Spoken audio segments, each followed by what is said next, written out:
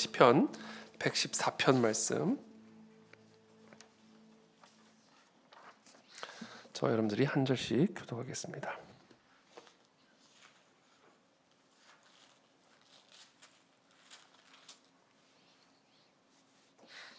시편 114편 말씀, 우리 한 절씩 저 여러분들이 교독하겠습니다. 저부터 읽겠습니다. 이스라엘이 애굽에서 나오며 야곱의 집안이 언어가 다른 민족에게서 나올 때에 유다는 여호와의 성소가 되고 이스라엘은 그의 영토가 되었도다.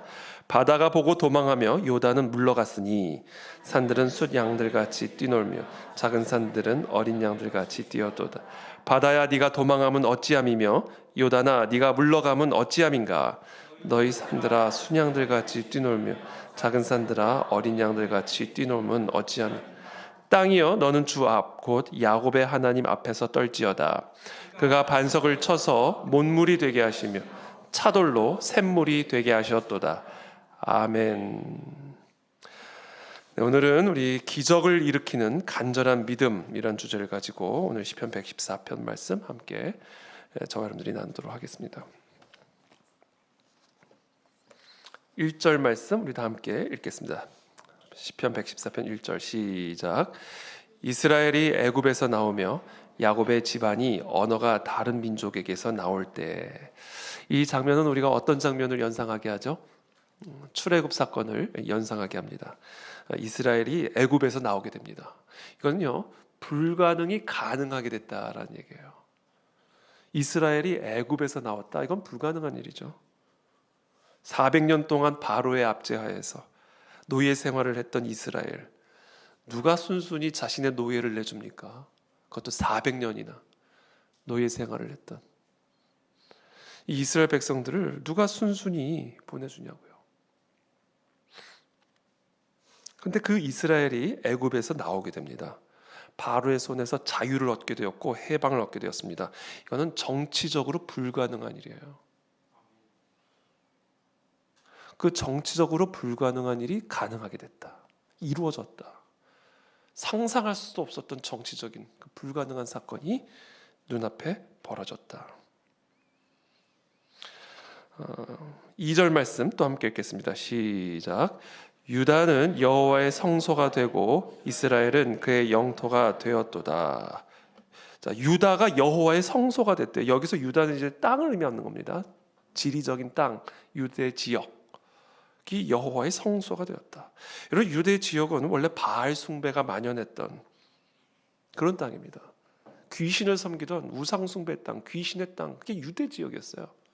근데 그 지역이 여호와의 성소가 됐다. 이 영적으로 불가능한 사건입니다.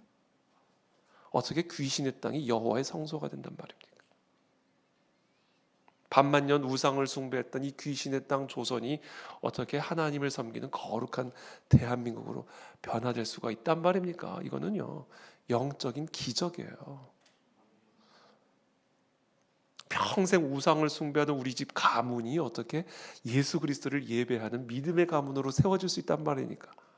여러분, 그게 불가능하다 생각하십니까? 여러분, 그것은 가능한 일이에요. 하나님의 은혜 안에서 불가능한 일은 없습니다. 철저한 안티 기독교인 내 남편이 여러분 믿음의 사람으로 변화될 수 있습니다. 지금 저 세상에서 방황하고 있는 내 자녀들이 정말 하나님을 사랑하는 하나님의 사람으로 변화될 수가 있습니다. 영적으로 불가능한 사건이에요. 유다의 땅이 여호와의 성소가 된다는 것은. 여러분, 그런 영적인 불가능함이 가능해진 걸 여러분 믿으시길 축복합니다. 소망하십시오. 여러분의 가문이 여호와의 성소가 될지어다. 이스라엘은 그의 영토가 되었도다. 여러분, 이 이스라엘 땅 유다 지역 원래는요 네피림이 지배하던 땅이에요. 그 네피림 앞에서 이스라엘은 메뚜기였어요.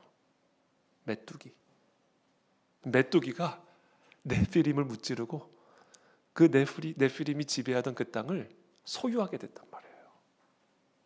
불가능한 일이죠. 그러니까 지금 1절, 2절에서 지금 이 시편의 기자가 우리에게 말씀하시는 것은 불가능한 일이 이루어졌다. 그걸 지금 선포하고 있는 겁니다. 여러분들의 마음속에 여러분들이 지금 너무나 바라지만 불가능한 일이라고 생각하고 있는 그 일들을 한번 떠올려 보십시오. 여러분들이 너무나 원하지만 이거는 진짜 이거는 가능한 일일까? 맞아요. 불가능한 일이에요. 불가능한 일이에요. 앞에서 보나 뒤로 보나 어디서 보나 지난 오랜 시간 동안 내가 바랬고 기다렸고 기대했고 여러 가지 방법들로 시도해봤고 참고 또 참아봤지만 여전히 요동도 하지 않는 불가능한 상황이 맞습니다. 근데 오늘 지금 1절 2절에서 이 시편의 기자는 무엇을 우리에게 선포하고 있습니까? 그 불가능한 일이 성취됐다.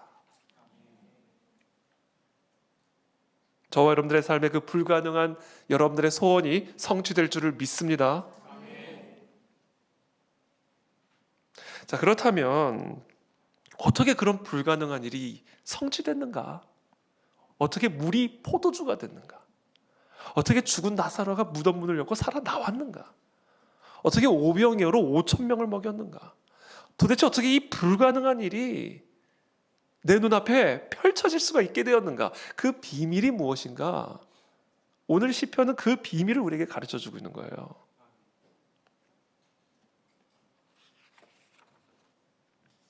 삼 절 말씀 함께 읽겠습니다. 시작. 바다가 보고 도망하며 요단은 물러갔으니. 그렇죠? 지금 출애굽을 해야 되는데 그 앞에 뭐가 있었어요? 바다가 있었어요. 근데 그 바다가 이스라엘 백성들을 보고 도망갔대요. 그래서 바다가 열려서 출애굽, 이 불가능한 일이 가능해진 거예요.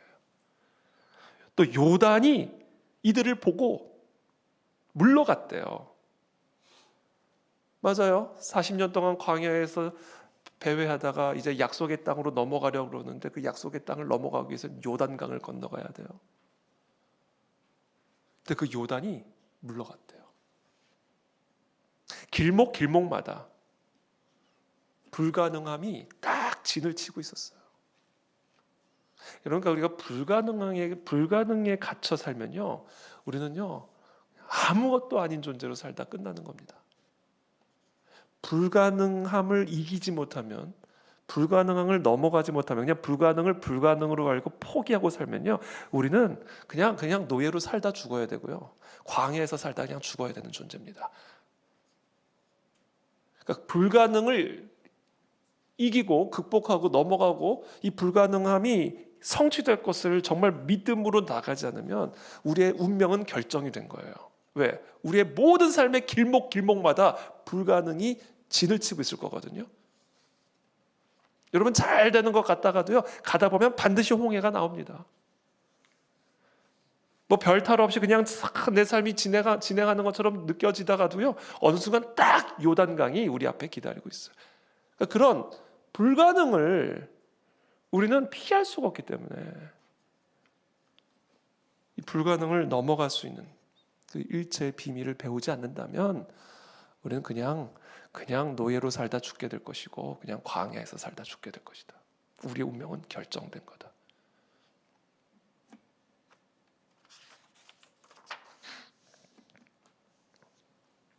근데 지금 그 홍해 바다가, 그 불가능이 이스라엘을 보고, 저와 여러분들을 보고는 놀라가지고 도망갔대요.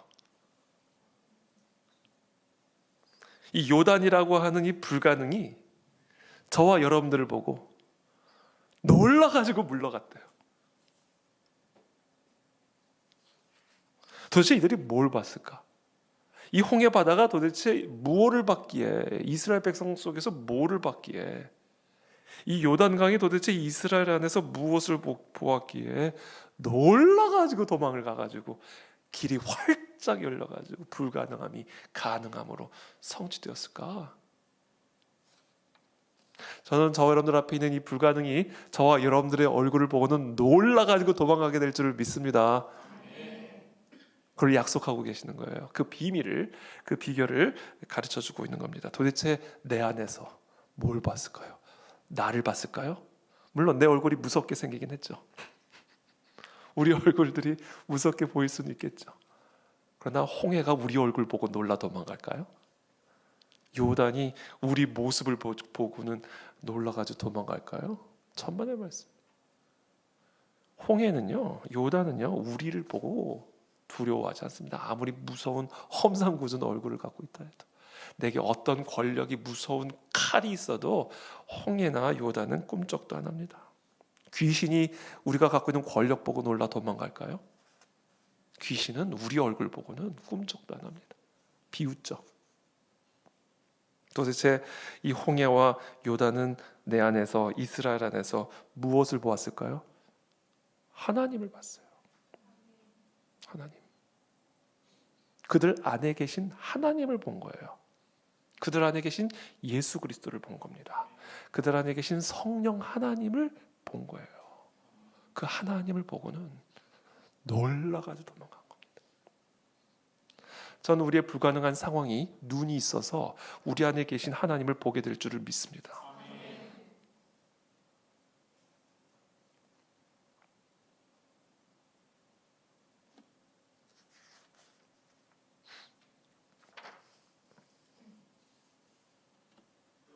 그렇다면 어떻게 해야 내 안에 계신 하나님을 보여드릴 수 있을까요? 어떻게 불가능이 마른 뼈가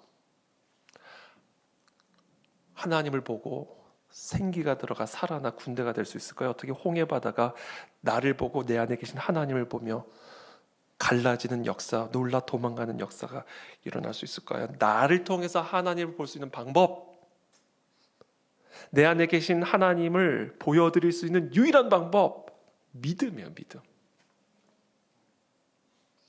하나님을 믿는 믿음을 통해서 홍해는 내 안에 계신 하나님을 보게 됩니다. 나의 믿음을 볼 때, 하나님을 믿는 믿음을 볼 때, 바다는 하나님을 보게 돼요. 그러니까 바다가 뭐를 봐야 되냐면 지금 3절에 보면 바다가 보고 도망하며 요단은 물러갔으니, 그러니까 바다와 요단이요, 뭔가를 보고 도망갔고 놀라 물러간 거예요. 그래서 무엇을 봤다? 하나님을 봤다. 또한 뭘 봤다? 이스라엘의 믿음을 봤다 이거예요. 이스라엘의 믿음을 보고 하나님을 본 겁니다. 이스라엘을 본 게 아니에요. 나를 보는 게 아니에요. 우리가 어떤 마른 뼈 같은 존재를 할지라도 내 안에 믿음이 있으면 이 바다는, 이 요단은, 귀신은 내 안에 있는 믿음을 보고 하나님을 봅니다. 그리고는 놀라 도망가 버린다는 거예요. 그러니까요, 저 여러분들 안에 이 온전한 하나님을 믿는 믿음만 있으면 어디를 가나 길이 열려요. 광야의 길이 나고 사막의 강이 나고 무에서 유가 창조되고 불가능이 가능이 되고 죽은 것들이 다 살아나며 배설물같이 나쁜 것들이 보화와 같은 보물로 바뀌어지는 역사들이 일어나요. 그 모든 것들이 내 안에 계신 하나님을 보면 그와 같은 기적들을 일으킨다는 거예요. 근데 그와 같은 것들이 내 안에 계신 하나님을 볼 수 있는 유일한 길, 바로 내 안에 있는 믿음이다. 믿음.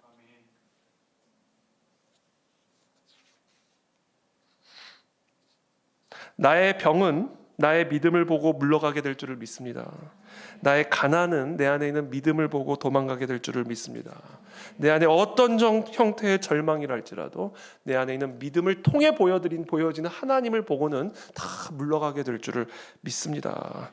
겨자씨 같은 믿음만 있으면 산이 물러가게 되는 거예요. 왜? 산이 내 믿음을 통해 하나님을 보게 되기 때문에.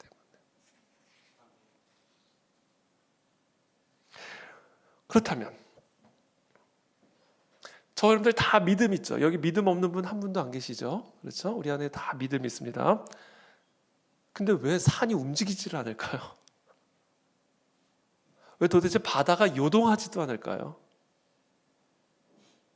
왜 요단이 분명히 물러난다고 그랬는데 내 안에 믿음이 있으면 그 요단강이 내 안에 있는 믿음을 통해 하나님을 보고 예수님을 보고 성령 하나님을 보고 놀라가지고 도망간다고 그랬는데 왜 나는 맨날 내가 놀라고 있는가? 내가 도망가고 있는가? 내 안에 분명히 믿음이 있는데 도대체 왜 이와 같은 일들이 일어나고 있는가? 여러분, 믿음이라고 다 같은 믿음이 아니에요.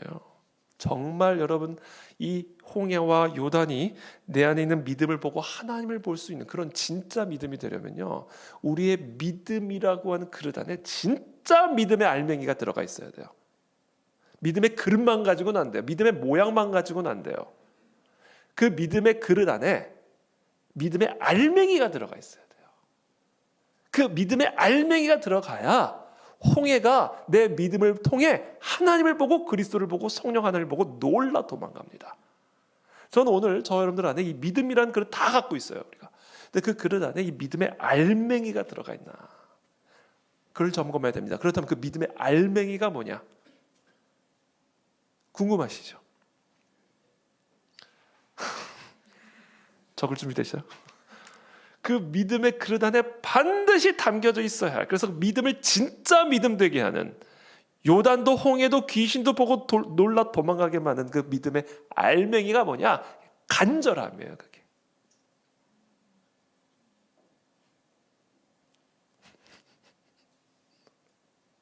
아무리 우리가 믿음이 있어도요, 그 안에 간절함이 없으면 그건 믿음의 능력이 없는 거예요. 믿음의 껍데기만 있는 거예요. 믿음의 모양만 있는 거예요. 거기에는 믿음의 능력이 없어요. 진짜 믿음인지도 모르겠어요. 그래서 바다는 그런 믿음을 통해서는 꿈쩍도 안 합니다. 불가능은요, 그런 믿음 앞에서는 요동도 안 해요. 맨날 나만 믿는다고 그러면서 놀라 도망갑니다. 맨날 나만 놀라 기절해요. 믿음이 있는데도. 그 이유가 뭔가? 믿음의 그릇은 있는데 그 안에 믿음의 알맹이가 없어요. 믿음은 있는데 그 믿음 안에 간절함이 없어요. 그 사람의 믿음이 진짜 간절함을 갖고 있는 믿음인지 아닌지는요, 그분들이 예배 드리는 거 보면 알거든요. 기도를 대하는 자세를 보면 알거든요. 약속의 말씀을 대하는 자세를 보면 알거든요. 다 믿음이 있다고요. 교회 다니는 분들. 믿음 없이 어떻게 교회를 다니겠어요. 그런데 그 모든 분들이 다 믿음의 알맹이를 갖고 있는 게 아니에요. 그래서 벌써 바다는 다 갈라졌고 요단강은 다 안 와.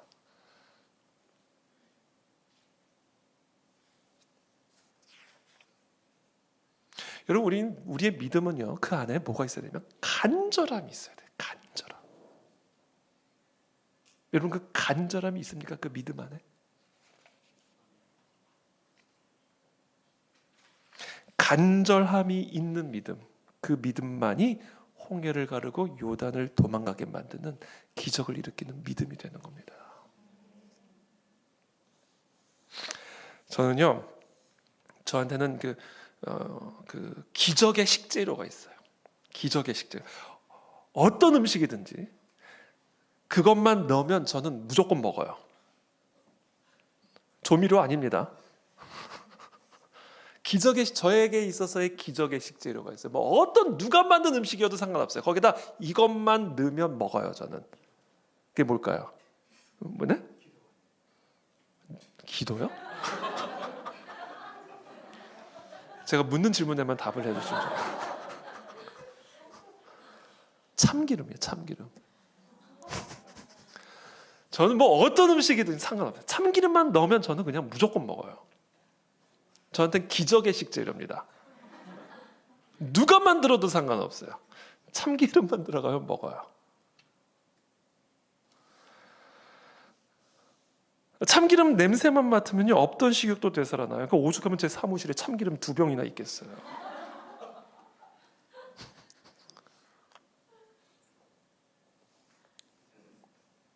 사무실에. 참기름을 향수로 안 쓰고 있는 게 다행입니다. 그럼 참기름을 어떻게 만드는지 아세요? 전 참깨는 별 관심 없어요. 참깨는 몇 박스를 갖다 줘도 저한테는 별 감흥이 없어요. 참기름이어야 돼, 참기름. 참 기름을 어떻게 만드는가? 참깨를 섭씨 210도보다 높은 온도에서 볶습니다. 아주 뜨거운 온도에서 볶아요. 참깨를.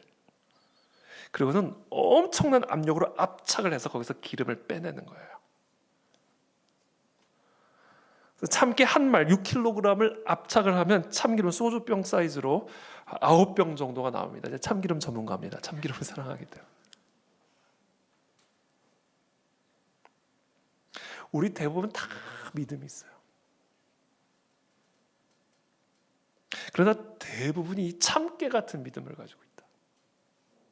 열려라 참깨 해보세요. 꿈쩍도 안 하지. 참깨 같은 믿음이에요. 이 참깨 같은 믿음에서 이게 기름이 나와야 됩니다. 이 믿음의 기름이 나와야 돼요.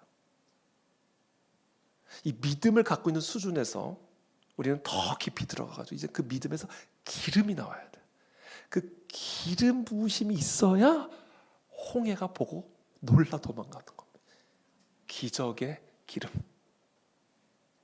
그러니까 우리가 흔히 믿음이 너를 나았게 했다. 믿음이 너를 구원했다. 거기서 말하는 믿음은요, 믿음의 기름이에요. 그냥 주여 주여 주여 주여 그냥 참깨 같은 그런 믿음이 아니라 참깨를 뜨거운 온도에서 볶은 다음에 그것을 압착을 해가지고 6kg의 그 어마어마한 참깨 분량에서 그냥 5-9병 정도밖에 나오지 않는 그 기름, 분량이 상관없는 거예요. 거기서 나오는 기름이 있어야 돼요. 그 믿음의 기름이 내 안에 부어질 때 그때 홍해가 보고 놀라 도망가 버려요.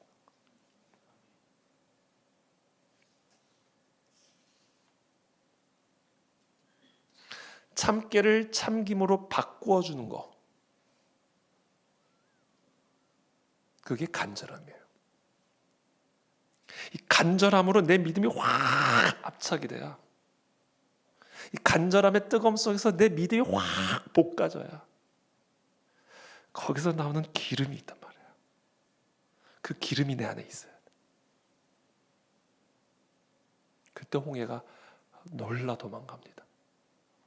불가능이 놀라서 도망갑니다. 길을 내줘요. 그렇게 견고하게 무섭게 막아놨던 그 길을 그냥 확 내줍니다. 그 기름이 있어야 돼요.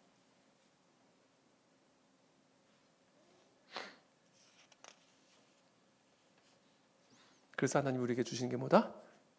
210도 이상의 뜨거운 열, 그리고 그 볶은 참깨를 어마어마한 압력으로 누르는 압력.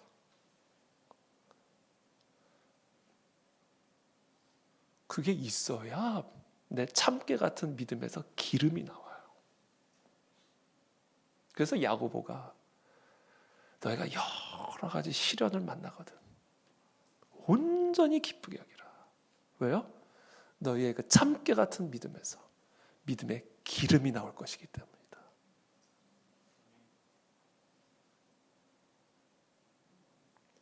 혹시 여러분들의 삶에 210도 이상의 뜨거운 열기가 불어오고 있습니까?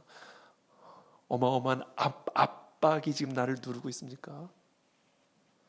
지금 하나님 그런 모든 상황을 통해서 우리 안에서 뭐를 만들어내고 계신다? 간절함을 만들어내고 계신다.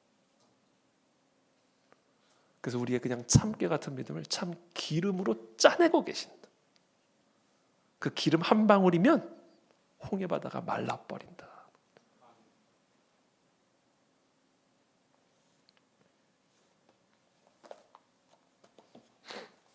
내일자 큐티 말씀인데요. 마가복음 5장 21절을 보면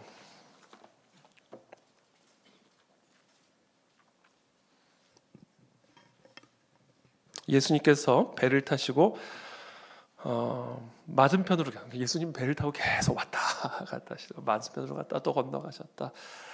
큰 무리가 그에게 이제 모입니다. 그때 바닷가에 계시는데 그 순간 회당장 중에 하나인 야이로라 하는 사람이 와가지고요 예수님 앞에 발 아래 엎드려 버려요. 그냥 확 엎드려 버립니다. 회당장이라고 하면 어떤 존재입니까? 회당장은 유대인 회당이죠. 그러니까 이건 뭐 바리새인, 서기관, 완전 철저한 율법주의자. 아마 예수님에 대한 정확한 지식도 없었을 거예요. 심지어 예수님에 대한 안 좋은 소문만 들었을 겁니다. 바알세불에 들렸다, 귀신 들렸다, 신성 모독자다, 자기를 하나님이라 그런다. 그래서 지금 유대인 지도자들은 저 사람 죽이려고 지금 안달이 나 있다. 아마 이 회당장 정도 됐다면 아마 지금 이 바리새인들, 서기관들 사이에 오고 가는 예수님에 대한 그런 편견들, 그런 오해들로 아마 가득 차 있는 그런 사람이었을 가능성이 큽니다.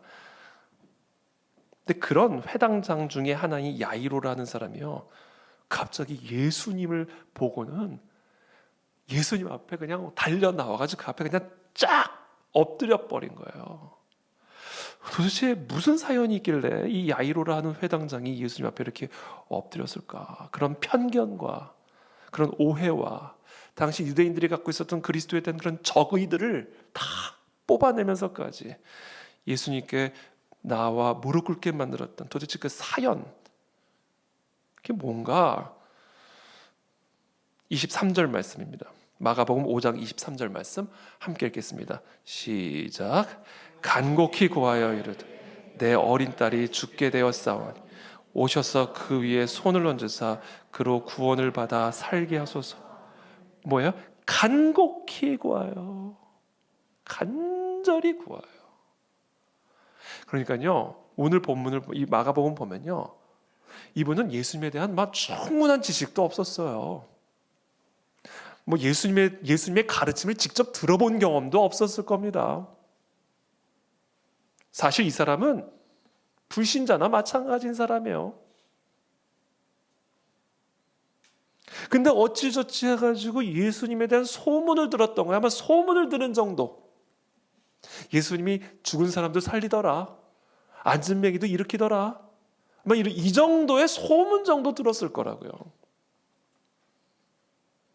그 소문 정도 들어놓고는 이 회당장 야이로가 예수님 앞에 엎드려 간곡히 구하여 이르되 내 어린 딸이 죽게 되었사오니 오셔서 그 위에 손을 얹으사 그로 구원을 받아 살게 하소서. 이 사람에게는 뭐 어떤 대단한 뭐가 있었는지 모르지만 하나가 있었어요. 뭐가 하나 있었어요? 간곡히가 있었어요. 그리고 그 간곡하게 만드는 상황이 있었어요. 어떤 상황에 어린 딸이 죽게 됐어요. 여러분 상상해 보십시오. 어린 딸이 죽게 됐어요. 우리 딸이 죽게 됐어요. 어떤 상황이겠습니까? 어떤 마음이겠어요? 자녀가 죽을 지경이 됐으니. 간곡히 구하여, 이거 하나가 있었어요. 그거 하나 보셨어요. 그리고는 24절에 또 함께 읽겠습니다. 시작. 이에 그와 함께 가실세 큰 무리가 따라가며 애워싸 밀더라. 그 간곡히 구해서 너 나 믿니? 너 나에 대해서 좀 아니? 뭐 너 이 정도는 외웠니? 뭐 요 정도는 해봤니? 전혀 상관없어요. 이 간곡히 구하는 이 회당장의 말을 듣고는 내가 고쳐주리라 뭐 이런 말도 없어요. 그냥 그와 함께 가시기 시작하세요. 아무 말도 없이 그냥 따라가기 시작하십니다. 하나님의 역사는요, 이렇게 조용히 시작이 되는 거예요. 여러분, 하나님이 우리가 그렇게 간절하게 기도하는데도 아무 응답이 없다. 여러분, 그거는 오해입니다. 저와 여러분들 안에 간절함, 간곡함이 있으면요, 이에 그와 함께 가고 계시는 중이에요. 함께 지금 가고 계시는 중입니다. 그럼 왜 아무 말도 없이 그냥 가기만 하실까? 왜 뭐 낳겠다, 아니다, 뭐 이런 말도 없이 그냥 왜 침묵하면서 그냥 함께 방향을 틀어서 가고 계시는 거란 말이에요. 그럼 왜 그렇게 하실까요? 간절함을 유지시키기 위함입니다. 여러분 그 자리에서 그래 걱정하지 마, 날 거야. 그 순간 간절함은 떠나가 버려요. 그러니까 이걸 기억하십시오. 우리 안에 간절함이 있다면 예수님 그 간절함 하나만 보세요. 뭐 다른 거 없어요. 왜? 간절함이 믿음의 알맹이니까. 그 간절함을 보시는 순간 예수님이 뭐 특별히 말씀도 없어요. 낫다 안 낫다, 이룰 거다 말 거다, 그냥 그 간절함과 함께 예수님은 나와 함께 방향을 틀어서 내 그 간절함을 향하여 같이 길을 걸어가기 시작하신다. 그리고 그 과정에서 예수님이 의도하는 바는 이거다. 간절함을 계속 유지해라. 간절함이 떨어지지 않게 유지하라. 이에 그와 함께 가실새 큰 무리가 따라가며 애워싸 밀더라. 여러분 지금 앰뷸런스 가야 되는데 완전히 교통체증이에요. 예? 빨리 내 딸 살리려고 앰뷸런스가 가야 되는데 지금 정말 촉각을 다투고 있는데 그냥 길이 꽉 주차장인 상황인 거예요. 예수님 모시고 빨리 지금 죽어가고 있는 내 딸을 향해 가야 되는데 사람들이 인파가 몰려 들어와가지고 서로 밀고 밀치고 뛰어가도 모자를 파네. 한 발자국 움직이기도 어려운 상황이 된 거예요. 뭐예요? 왜 하나님은 예수님이 이런 상황을 허락하셨어요? 간절함을 유지하는 것뿐만 아니라 그 간절함을 더 타오르게 만드는 거예요. 얼마나 이 아버지의 마음이 타들어갔겠어요. 그 마음이 타들어갈수록 간절함은 뭐예요? 타오른다. 이 예수님의 의도입니다. 혹시 여러분 그렇게 간절하게 기도하고 있는데도 상황은 첩첩산중, 앞으로 진보는커녕 뒤로 퇴보하고 있는, 전혀 어떤 가능성도 보이지 않는 홍해가 넘실거리는 그런 상황 가운데 있습니까? 그래서 여러분들의 마음이 타들어가고 있습니까? 하루하루 지날 때마다. 지금 예수님은요 정확한 목적을 갖고 계시고 그걸 하고 계시는 거예요. 뭐예요? 우리의 간절함을 더 타오르게 만들기 위함입니다. 예수님은 이미 여러분들의 그 간절함을 향하여 방향을 트셨어요. 예수님은 간절함 따라 움직이시는 분이십니다.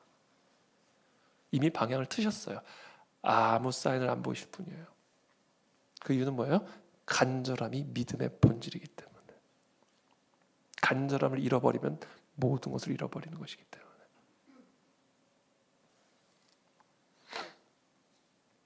여러분 그것을 기억하시고 위로를 받으시길 축복합니다. 절대 낭망하지 마십시오. 간절함만 유지하십시오. 그리고 그 간절함만 더 타오르게 하십시오. 예수님은 이미 여러분들의 그 간절함을 향하여 동행하고 계십니다. 그러고 있는데 뭐 계속 지금 빨리 가도 모자란데 갑자기 또 어떤 사람이 갑자기 휙 끼어들어요. 이 사람도 보통 심각한 문제를 갖고 있는 사람이 아니에요. 12회를 혈루증으로 알아온 한 여자가 있어 많은 의사에게 많은 괴로움을 받았고 가진 것도 다 허비하였으되 아무 효험이 없고 도리어 더 중하였던 차에 이 여인도 보통 절망적인 바다가 앞에 있는 게 아닙니다. 12년 동안 혈루증으로 알아온 여자예요. 의사는 다 찾아가 봤고요. 찾아가 봐야 괴로움만 얻었어요. 게다가 가진 것도 다 허비했습니다.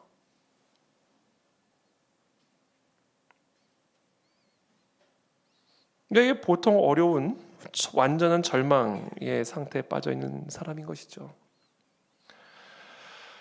근데 이 여인도 예수님에 대해서 제대로 알고 있었던 사람 같지가 않아요. 예수님에 대한 지식을 제대로 갖고 있었던 것 같지도 않고 예수님의 가르침을 제대로 앉아서 들어본 경험도 없는 것 같아요. 거의 불신자나 다름없는 그런 사람이에요. 근데 이 여인 안에는 뭐가 있었다? 간절함이 있었어요. 27절 말씀 함께 읽겠습니다. 시작. 예수의 소문을 듣고 무리 가운데 끼어 뒤로 와서 그의 옷에 손을 대니 28절. 이는 내가 그의 옷에만 손을 대어도 구원을 받으리라 생각하밀러라. 아니 어떻게 이런 생각을 할 수가 있었을까요? 얼마나 간절했으면. 이 여인 안에 얼마나 간절함이 있었으면 이런 생각을 했을까? 예수님 옷자락만 맞아도 난 나을 수 있을 거야. 거기 대부분의 사람들이 다 예수님 그 소문 듣고 나름대로 믿음 갖고 모였을 거라고요. 근데 그 가운데서 오직 이 여인의 병만이 치유를 받았어요. 이 여인에게만 그리스도의 능력이 그냥 자동 발사됐어요. 29절에 이에 그의 혈루 근원이 곧 마름에 병이 나온 줄을 몸에 깨달으니라. 혈루 근원이요, 곧바로 도망가 버렸어요. 곧바로 아이고 무서워라 그리고 혈루의 근원이 그냥 도망가 버렸다고요.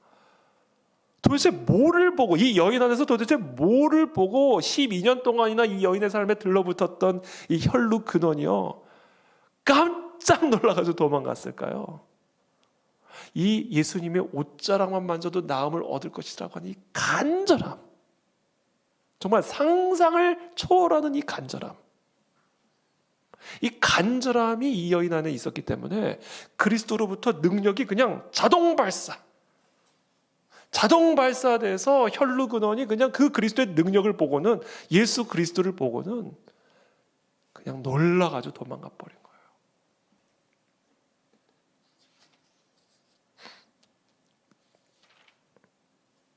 그러는 34절에 이렇게 말씀하시죠. 우리 34절 함께 읽겠습니다. 시작.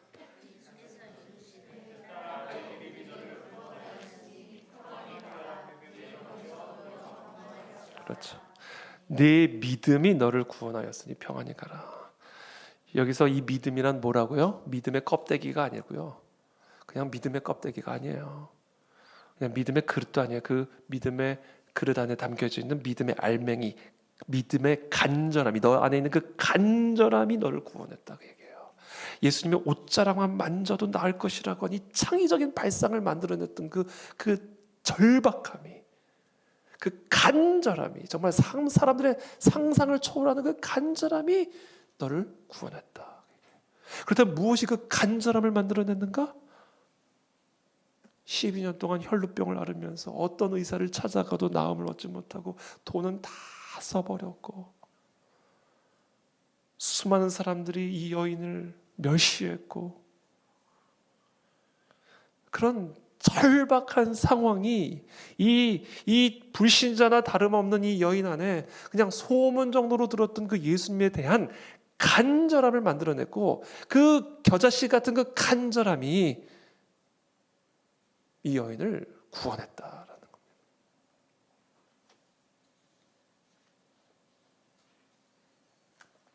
그러는 가운데 회당장의 딸은 죽어버렸어요.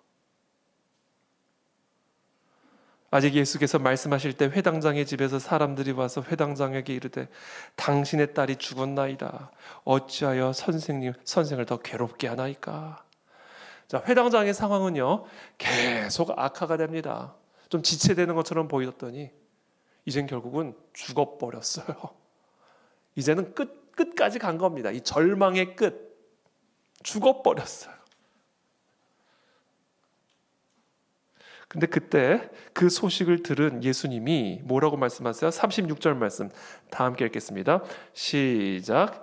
예수께서 그 하는 말을 곁에서 들으시고 회당장에게 이르시되 두려워하지 말고 믿기만 하라. 이거예요. 여러분, 우리의 삶에 어떤 홍해가 있고 어떤 요단이 있고요, 뭐 어떤 절망과 불가능함이 있어도요, 두려워하지 말고 간절하게 믿기만 하라. 이거예요. 간절함만 지키라는 거예요. 예수님은 아주 의도적으로 이 회당장의 간절함을요, 끝까지 끌어내셨어. 결국 딸이 죽을 지경에까지 간 거예요. 아니, 죽었어요. 근데 그 상황에서 예수님이 말씀해요. 두려워하지 마. 간절함만 갖고 있어. 간절함. 그러면 살아난다. 오늘 뭐 반복되는 결론입니다, 여러분. 오늘 저와 여러분들 안에 있어야 될 건 뭐예요? 간절함이 있어야 돼요. 그냥 예배 나오지 마세요. 간절함을 가지고 나오세요. 예수님 옷자락만 만져도 나올 것이라는 그 간절함이 우리들에게 있는가? 오늘 내가 이 자리에 앉아만 있어도 그런 간절함을 가지고 내가 정말 이 성전에 문만 붙잡고 있어도 나는 나음을 얻을 수 있다. 내 몸이 아무리 아파도, 내 삶이 아무리 바빠도, 이 성전의 뜰만 밟아도 나는 나을 수 있겠다. 그런 간절함이 우리의 믿음 안에 있는가? 그 간절함이 없으면 우리는 믿음은 그냥 껍데기예요. 아무리 여기 와 앉아 있어도 간절함이 없는 사람에게는 아무 일도 일어나지 않습니다. 그러나 성전 뜰만 밟고 가도 간절함을 가지고 그 뜰 밟고 가는 사람은 그 뜰을 밟았기 때문에 나음을 얻는다는 거예요. 왜? 간절함이 믿음이기 때문에.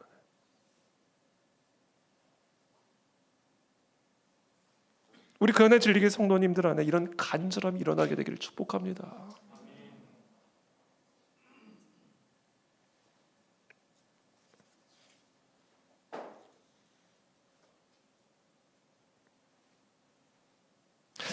이 회당장 딸의 이 죽음을 통해서 결국 이 회당장의 이 간절함, 예수님 말씀하신 거 완전한 절망 아니에요? 딸이 죽어버렸으니까 이제 간절함도 다 소멸될 지경 아닙니까? 이제 간절함에서 이제 완벽한 절망으로 나가는 거 아니에요? 근데 그 위기의 때에 주님이 말씀하신 거 두려워하지 말고 간절함을 지키기만 해라. 이것을 통해서 우리는 무엇을 확인할 수 있는가? 죽음은 우리의 믿음을 최고조로 만든 하나님의 방법이에요.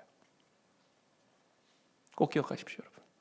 죽음, 인간의 죽음이라고 하는 거, 그것은 우리 안에 있는 이 간절함, 그리스도를 향한 간절함, 하나님을 향한 간절함, 성령 하나님을 향한 간절함, 천국을 향한 간절함, 내 정도를요 아주 최고조로 도달하게 만드는 하나님의 방법입니다. 죽음을 하나님이 그렇게 쓰세요.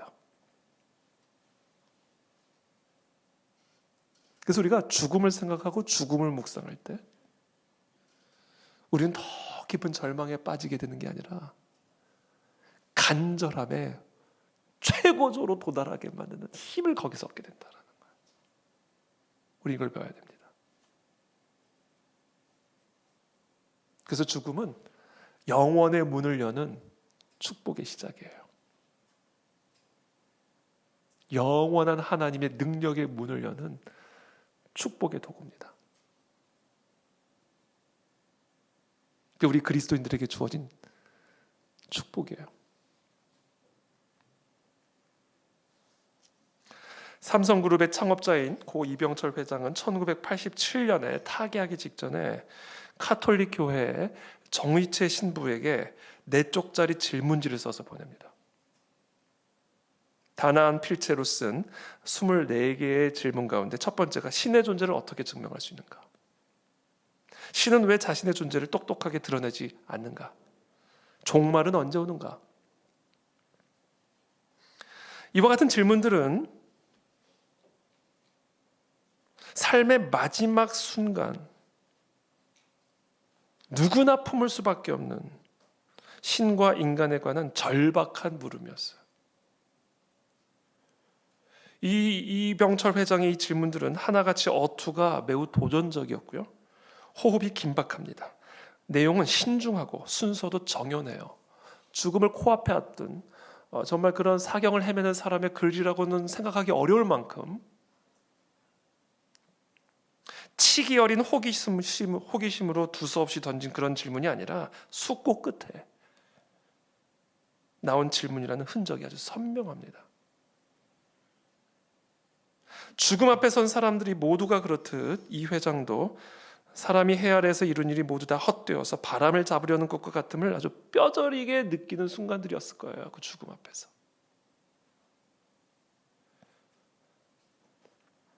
그 순간 문득 다가온 질문, 과연 신은 존재하는가? 자기도 모르게 평생 신 없이 살았던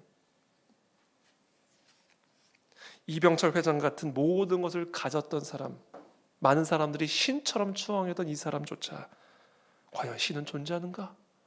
라는 이 절박하고도 긴박한 질문을 던지지 않을 수가 없었던 거예요.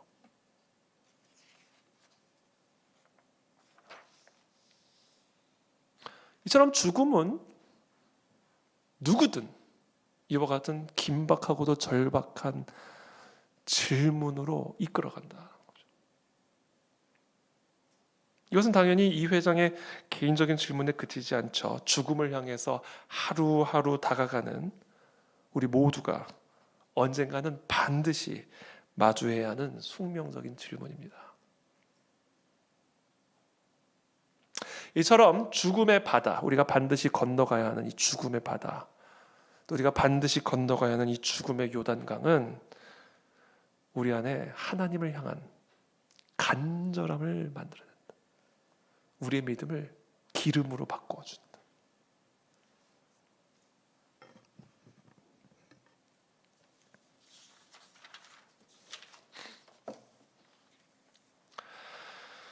그리고는 예수님이 또 거기를 떠나십니다. 그리고는 어디를 가세요? 고향으로 가세요. 이제 14일째 주일 본문이죠. 마가복음 6장 1절부터입니다. 이제 제자들도 따라가 이제 고향으로 가세요. 예수님이 안식일이 되셔서 이 고향에 있는 회당에서 가르치기 시작하십니다. 많은 사람들이 그 가르침을 듣습니다. 이 사람들은 예수님의 가르침을 직접 앉아서 들은 사람들이에요. 회당장 야이로 이 혈루병 앓는 여인 아마 예수님의 가르침을 어디서도 듣지 못했을 겁니다. 그냥 소문 정도. 그러나 이 예수님의 고향 사람들은 어려서부터 예수님을 알았던 사람들이에요. 예수님이 어떤 사람이고 누구 부모고 어떤 형제들이 있는지 너무나 잘 알고 있었던 예수의 고향 사람들, 게다가 회당에 들어가서 그 예수의 가르침을 직접 듣고 있는 사람들. 예수님의 가르침을 듣고는 놀랍니다. 이 사람이 어디서 이런 것을 얻었느냐? 이 사람이 받은 지혜와 그 손으로 이루어지는 권능이 도대체 어찌 됨이냐? 이 사람이 마리아의 아들 목수가 아니냐? 야고보와 요셉과 유다와 시몬의 형제가 아니냐? 그 누이들이 우리와 함께 여기 있지 아니하냐 하고 뭐예요? 예수를 뭐했다? 배척한지라. 예수께서 그들에게 이르시되 선지자가 자기 고향과 자기 친척과 자기 집에서는 존경을 받지 못함이 없느니라 하시며 거기서는 아무 권능도 행하실 수 없어. 다만 소수의 병자에게 안수하여 고치실 뿐이었고 그들이 믿지 않음을 이상히 여기셨더라. 그러니까 아무리 뭐 예수님 잘 알고 아무리 회당에서 예수님 가르침 잘 들어도요, 그 안에 간절함이 없으면 예수님은 아무 권능을 행하실 수가 없어요. 오히려 예수님을 배척합니다. 너무 잘하니까. 예수님을 너무 잘 알아서 배척하는 거예요. 아니 어떻게 이 놀라운 일들을 보고 예수님을 배척할 수 있을까? 이 사람들 안엔 간절함이 없었어요. 간절함을 갖지 못한 고향 사람들. 왜 간절함이 없었을까? 왜 우리들 안에 간절함이 없을까? 여러분, 우리 안에 간절함이 없다면 이 두 가지가 혹시 우리 안에 있지 않은지를 점검하십시오. 이 두 가지가 우리 안에 있으면요, 이 예수님을 믿는 이 간절함이 있을 수가 없어요. 첫 번째, 자존심. 얘 내 친구인데 어떻게 내 친구 앞에 내가 엎드리냐 이거야. 나 얘 아장아장 기어다니는 것부터 내가 봤는데, 얘가 아장아장 기어다닐 때 나 회당에서 말씀 가르쳤던 사람인데 어떻게 내가 이 예수 앞에 내가 무릎을 꿇냐. 자존심. 그러니까 배척한 거야. 이 자존심이 있으면요, 예수님의 능력이 강하게 나타나면 나타날수록 배척하게 됩니다. 자존심이 밀어내요.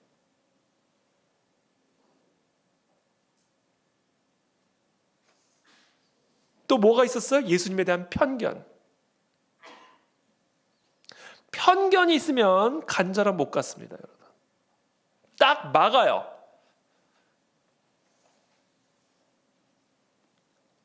그 예배를 드릴 때도요, 자존심으로 딱 예배를 오잖아요. 찬양도 안 해요. 고개 안 숙입니다. 말씀 듣는 이 목이요, 딱 이렇게 돼요. 그렇다면 고개를 숙이고 들으라는 얘기는 아니에요. 너무 고개를 숙여 계신 분들이 계셔서 이거는 어떤 모양의 문제가 아니에요. 태도예요. 눈빛 보면 알거든요. 말씀에 반응하는 모습 보면 그 안에 자존심과 편견으로 똘똘 뭉쳐있는 게 보이거든요. 그럼 회당에서 아무리 예수님 가르침 들어도 더 배척합니다. 더 배척해.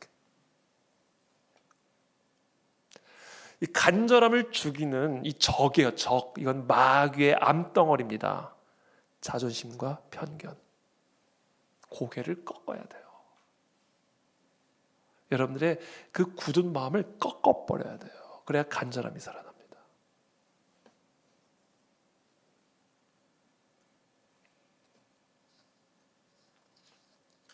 그래서 지금 이 말씀이 선포되어지는 이 자리와 이 예수님의 말씀을 듣는 이 회중석 사이에는요, 눈에 보이지 않는 엄청난 긴장이 존재해요. 여기는 눈에 보이지 않는 엄청난 충돌이 지금 딱 요 선을 전개로 벌어집니다. 여기서 선포되어진 그리스도의 가르침과 여러분들 안에 있는 자존심, 여기서 선포되어진 예수 그리스도의 가르침과 여러분들 각자가 갖고 있는 고집스러운 편견들, 이게 여기서 쫙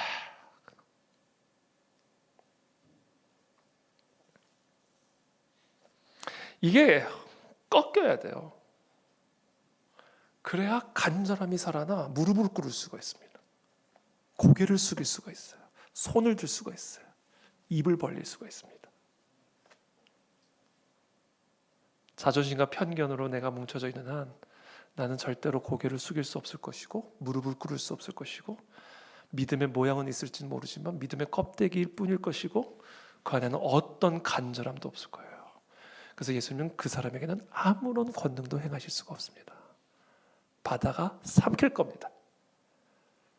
요단이 여러분들을 삼키게 될 거다.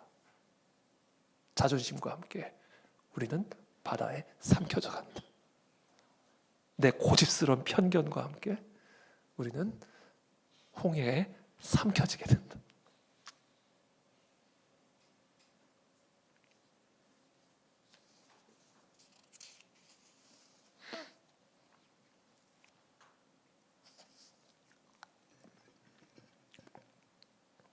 이제 말씀을 맺겠습니다.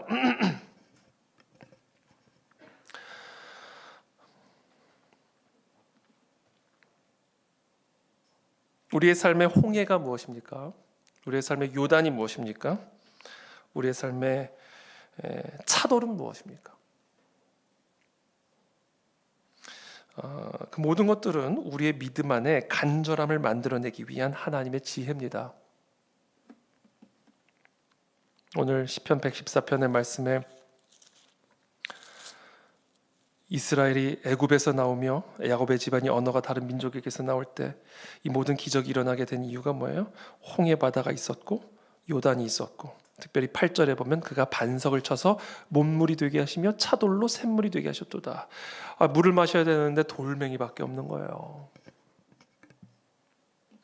우리의 삶의 홍해, 우리의 삶의 요단, 우리의 삶의 차돌, 그게 뭔지 여러분 한번 잘 생각해 보십시오. 그 모든 것들은 하나님이 우리 안에 이 믿음의 껍데기 안에, 믿음의 그릇 안에 간절함이라고 하는 알맹이를 만들어내기 위한 참깨 같은 믿음의 껍데기들을 거기서 기름을 만들어내기 위한 하나님의 지혜예요. 여러분 이걸 꼭 믿으시기를 축복합니다. 여러분들 안에 그와 같은 간절함만 있다면 아무것도 걱정하지 마십시오. 믿기만 하십시오. 두려워 말고 믿기만 해라. 간절함만 있으면 된다. 주님이 아무 확답을 주지 않아도 이미 주님은 그 간절함을 향하여 몸을 트셨고 우리와 길을 함께 걸어가고 계십니다. 주님은요, 우리가 갖고 있는 지식 따라가지 않아요. 우리가 갖고 있는 신앙 경력 따라가지 않으십니다. 주님은 우리의 간절함을 따라가십니다. 간절함 없으면 아무것도 없는 거예요.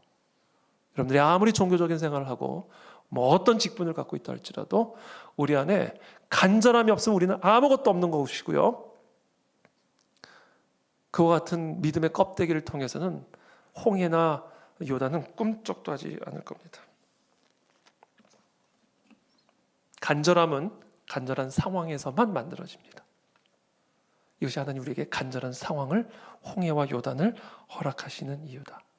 그러면 여러분 아무것도 염려하지 마시고 오늘 이 밤에 간절함을 회복하는 저 여러분들이 되시길 축복합니다.